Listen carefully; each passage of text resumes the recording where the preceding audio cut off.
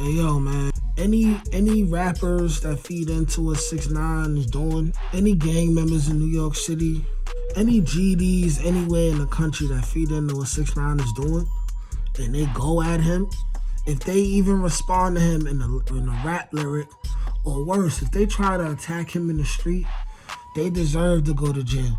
They deserve to go to jail, man.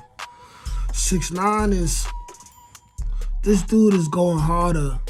He's going harder than I ever seen anybody go with trying to be a troll. Like, as hard as he go, you have to know that he has the protection of the whole entire Federal Bureau of Investigation. He has the FBI on speed dial and paid guards that's behind the camera. Like, anybody who, you'll go to New York, right? You'll buy a bunch of slurs. You'll buy a bunch of harlots, a bunch of Birkin bags who you know may or may not be dealing with certain rappers from New York who you have an issue with. You pay them to do a snippet of your wax song, right? Where you sound the same. Mind you, the hypocrisy of this dude, right? I spent the whole year catching clips of this dude being around all type of white people, half white people, all type of rich people that's not from the hood, and he talk all calm. He talk like Daniel. Mad calm, pronounce all his ERs and everything. And then once he ready to drop a new song, now he back screaming, now he back dropping the N-bomb all crazy. You know what I'm saying? Now he all loud. Now he, you know what I'm saying, disrespecting the GDs, disrespecting the Woos, the Chews, just doing the most to get attention. Like, I've never seen a man go this hard for the attention of men, of other men. Like, this hard.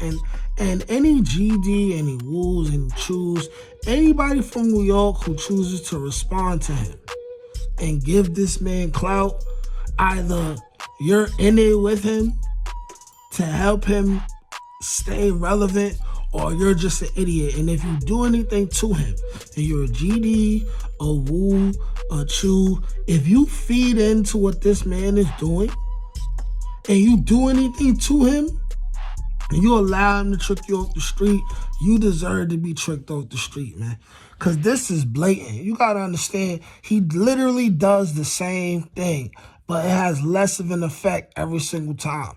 At this point, every rapper, period, especially in New York, should really act like this man don't exist. You know, like, he going wild hard trying to diss 5-Year Foreign.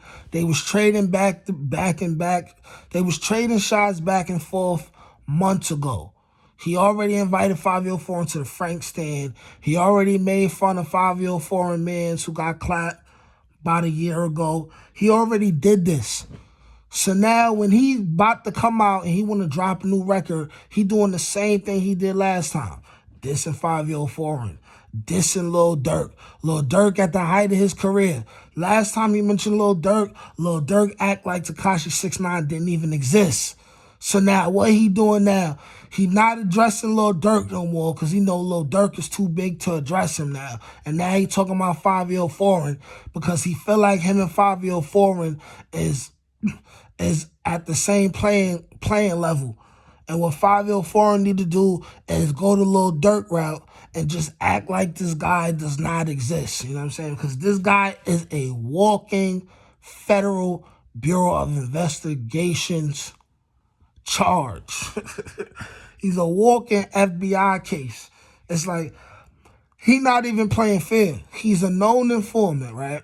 You got to know he's still in talks with people from the FBI, people from the feds. You have to know that. So let's say you feed into it. He say something about you, your gang, you know what I'm saying, your dead homie, and then let's say you take Tekashi 6ix9ine life. He was working for the feds the whole time. You and your whole hood, y'all going to have a sweep in the projects, and y'all all going to jail after that. Y'all all going to jail after that, man. So if you is GD, if you is Woo, if you anywhere in New York Do not pay attention to this dude, man. Do not pay attention to this dude, man. You're gonna end up on Rikers Island. You're gonna end up in the feds, man. You really have to like ignore him. He's literally like a plant. Like he's literally chosen to be here and stir up chaos. Like you gotta look at the depths that this man is willing to go just because he wants attention and he wants to be hot. And then every time he come out and do the same thing, the numbers are nowhere. Like, he don't even do crazy numbers like he used to do. He come out, he do some numbers. He let's say he's guaranteed to get 1 million views in one day off a video. Hey, that's cool. Nobody cares.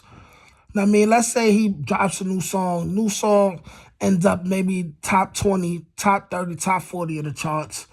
Within 2 weeks, it's off of the charts. Nobody cares anymore. And then the dude goes back in the hibernate for another 6 months to a year, and then comes back out, does the same thing. Like, for him to go away, people gotta really act like he don't exist. Cause, like, come on, like the man tongue kissing a bunch of meat gobblers, a bunch of cum guzzlers, hoping to offend whatever dudes is with them. And if any dudes is cuffing these chicks and then for a Birkin bag, they automatically switched up like that. You know what I'm saying? Guess what? That was never your girl anyway. That was always 6ix9ine girl. Matter of fact, she belonged to the game anyway. So he expecting to hurt dudes' feelings because of that. It's like, come on now, they're harlots, they're Jezebels. Nobody cares. You tricking off on Jezebels. You know what I'm saying? You ain't the first rapper to trick off on a Jezebel. Even Lil Baby said, I don't know why you tripping anyway. Like, I don't pay. Like, he said that. He said that. This is what they're doing. You ain't the first one, and then you go out your way. Like, only somebody who is the police, right? Or somebody who's that desperate to be high is going to go online. You was part of a gang. You ratted. But now you're online talking about gangs, dropping their sets, disrespecting the whole entire gangs for what? For attention? For attention because you want to be hot? This is somebody who he wants to be so relevant in the hood. It's like he got international fame. He could sell out all over the world. But because he not going to sell out in the hood, because he not going to go platinum in the hood, he want all the people in the hood to go down with him. That's crazy. You got to understand with somebody like Tekashi 6ix9ine, his manhood is all the way gone. His manhood, his sense of security, you know, his nobleness is gone. His masculinity is gone, you know what I'm saying? Because he sold himself out when he got on that stand and he was pointing fingers. And then he was pointing fingers and he was doing wild stuff like telling the judge Cardi B was the blood and all this other wild stuff. Cardi B ain't got nothing to do with this man, you know, like, and he hides behind his money.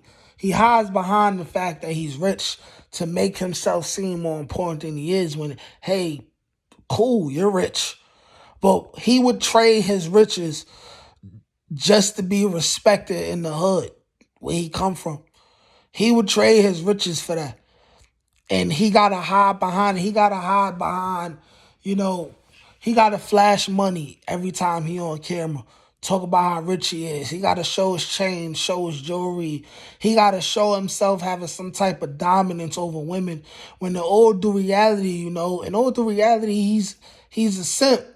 And he's tender wee-wee, you know. Like, his ex-girlfriend, Jade, she was on the internet talking about how, you know, for 4 years, she wasn't allowed to do nothing. She wasn't allowed to go nowhere. If she did go out, he would pop up and wait for her downstairs to take her back home. And he used to get in his feelings and say, I don't want you to go nowhere. I don't like when you outside. Oh, please don't leave me and all this other wild stuff. All the reality, you know, he's a simp daddy. He's a simp daddy, you know. what your woman says about you,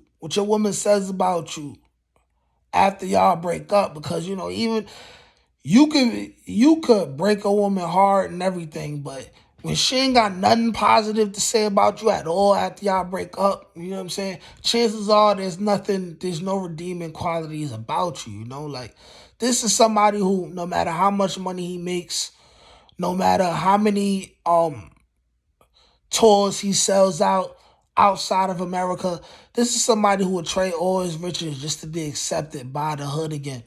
That's all he ever wanted, man. And really, it's sad. It's sad, you know? It's sad, you know, because he has to live this vacay now for I guess the rest of his life because he sold himself out. Really the hottest nigga, you gon' respect this lava. I'm shooting it if I pull it, boy, make sure you want this drama. I bring it to you like it's Law and Order SVU. Turn you to a vegetable, now you look good inside a soup. Family come from Bishopville, but I grew up in that Bronx Zoo where they shoot you dead in the street and then dance all on top of you. And I do what I got.